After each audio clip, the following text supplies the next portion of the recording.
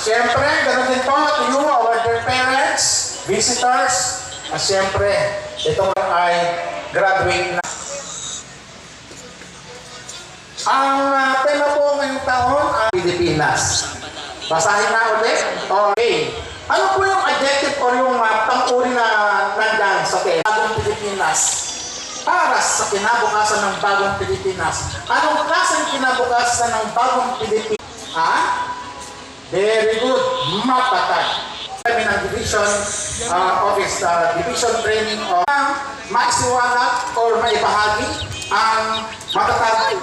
Kapag may nakasunang ma-interview matatag agenda, hindi lamang ang mga teachers at school heads. And of course, to you, our dear children.